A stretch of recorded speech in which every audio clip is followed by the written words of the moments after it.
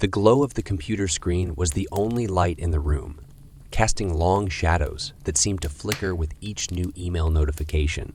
I found the monotony of spam and work emails broken by one that immediately drew my attention.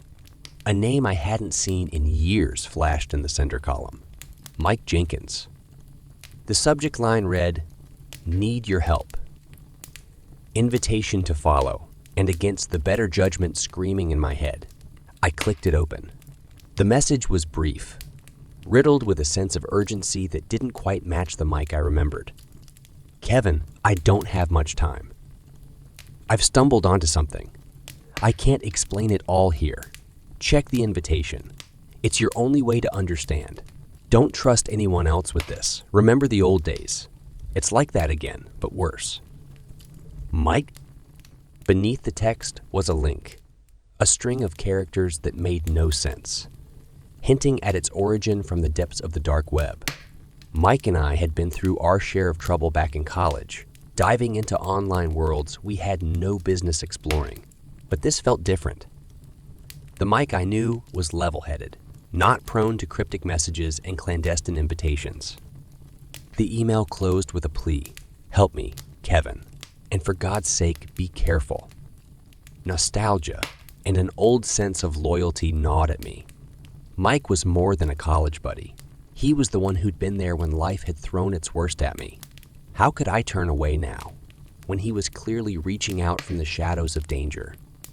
I ran a hand through my hair, my mind racing with the potential hazards. The dark web wasn't a playground. It was a digital abyss where the worst of human depravity could be found. Was Mike entangled in something illegal? Or was this some elaborate prank? No. The quiver in the tone of his writing was unmistakable. Mike was scared. The decision to follow the link felt like stepping off a cliff. The screen blinked to a page that was as barren as it was foreboding. A countdown timer ticking away, and a message that sent a chill down my spine. "You've been chosen." The cursor blinked. The room seemed to grow colder. Mike's desperation echoed in my head. What had he gotten himself into? And more importantly, by following this breadcrumb, what had I just stepped into? There was no backing out now. Mike needed me. And whether it was the old bond we shared or the human inclination to unravel the mysteries before us, I knew one thing for certain. I was going to find out what being chosen meant. The chosen message burned into my thoughts as I stumbled through digital back alleys, each click dragging me deeper into the web's underbelly. The countdown was a mocking reminder, each second ticking away Mike's safety. Or was it mine now? Scouring through forums that made my skin crawl, I picked up whispers of a party, a dark web myth, or so I thought. Encrypted messages painted a gathering shrouded in secrecy, a place where the twisted elite reveled in the forbidden. It was all too cryptic, yet every word dripped with the same clandestine urgency as Mike's email. I had to reach out to him, to get some semblance of clarity. My call connected not to Mike, but to a shaky breath on the other end. "Elsa." "Kevin," she whispered, the fear in her voice a stark contrast to the composed woman I remembered. "Did Mike send you something?" When I mentioned the invitation, her breath hitched, and she was suddenly distant. Her words a hurried stream. "Don't. It's not safe, Mike. He went too far this time. That place, it's a nightmare." She wouldn't say more, no matter how I pressed. The mystery was a name she let slip, a moniker that echoed across the forums, tied to rumors of a figure that pulled the strings in the darkest corners of the internet. The call ended abruptly. Elsa's last words, a chilling plea. Forget about the party. Forget about us.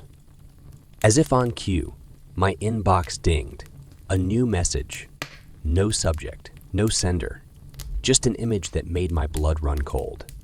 A masked figure, its features obscured by a grotesque carnival mask, and beneath it, a caption. "It's too late." The room felt like it was closing in. The masked figure's eyes seemed to follow me, a silent accusation. Mike and Elsa were in over their heads, And now, by some cruel twist of fate, so was I. I couldn't just sit back. Not now. Mike had come to me for a reason, and Elsa's fear. It was a beacon calling me to the depths. I had to go to this damn party, wade through whatever hell awaited, because if there was even the slightest chance I could pull them back from the edge, I had to take it. I replied to the message with 2 words, sealing my decision. I'm in. The response was almost immediate, a set of coordinates and a time. No further instructions, no warnings. Just a when and a where. The mask's vacant eyes mocked me from the screen, and I realized that I was about to step into the unknown, with only the hope that I could find Mike and Elsa before whatever game the mystery had planned claimed them. The coordinates led me to an industrial part of town where the city's heartbeat was a mere echo. A nondescript warehouse stood before me, its presence as unassuming as the night was dark. I could feel the bass thumping from within, a sinister pulse that promised more than just a party.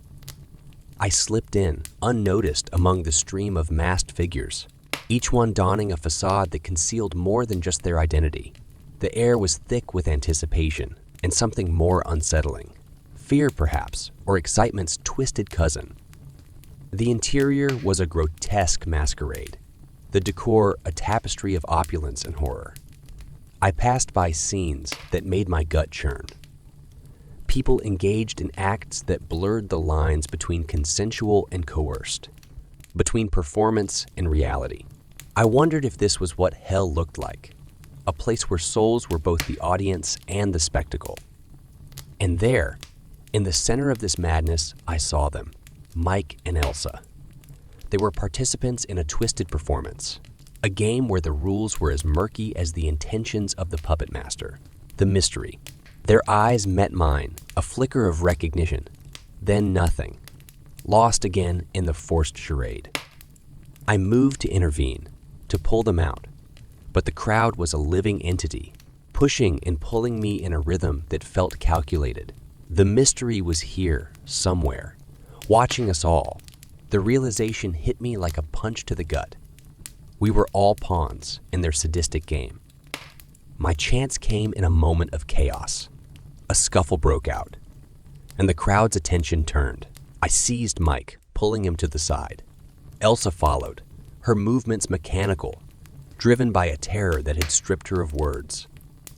"We need to get out," I hissed, my voice barely audible over the cacophony. Mike's response was a ragged whisper. "It's not that simple. He's watching. The mystery. Hey." The sentence was never finished. The scuffle had been a distraction, a part of the game. They wanted us to run, to feel the hope of escape before they snatched it away. The mystery's minions descended upon us, a flurry of masks and twisted joy. I fought with a desperation I didn't know I possessed, fueled by adrenaline and the primal urge to survive. I managed to break free, catching a last glimpse of Mike and Elsa being swallowed by the crowd, their fates uncertain. I ran, the sounds of the party fading into the night, replaced by the pounding of my own heart. I was out, but freedom had never felt so cold. Mike and Elsa were still inside, and the mystery, well, the game was far from over. I was a part of it now, a player in a story that had no clear end. And somewhere, in the shadows, the mystery was holding the cards, a faceless maestro conducting a symphony of horror. I was alone in the dark, the night air piercing my lungs as I ran. Behind me, the warehouse was a beacon of chaos, its lights flickering as if it were laughing at my feeble escape. The mystery's game had taken a turn. The party had erupted into pandemonium, a frenzy triggered by my act of defiance. I had done something unthinkable, something that would either be my salvation or my undoing. In the heart of that twisted gathering, I had found the server room, a nerve center of cables and monitors, each one a window into the depravity outside. My fingers flew over the keyboards, commands spilling from memory, a digital assault on the mystery's infrastructure. Screens went dark. Music died. The warehouse plunged into silence, then screams. It was the sound of control slipping, of masks falling away to reveal the monsters beneath. I didn't stop to see the results of my sabotage. I couldn't. With the image of Mike and Elsa's haunted faces etched into my mind, I stumbled into the streets, the cold night a sharp contrast to the sweat on my skin. My phone was a dead weight in my pocket, but I pulled it out, dialed 911, and left it off the hook. It was a breadcrumb for the authorities, a silent hope that they'd find something to stop this nightmare. I didn't know if Mike and Elsa had followed in the chaos, if they had found their own way out. I clung to the hope that they were somewhere safe, that they had escaped the madness that the mystery had orchestrated. But there was a gnawing doubt, a question that refused to be silenced. Had they been part of it all along? The city passed in a blur as I moved without direction, a ghost driven by adrenaline. Each shadow seemed to move. Each alley whispered threats. The mystery was still out there, a specter on the edge of reality.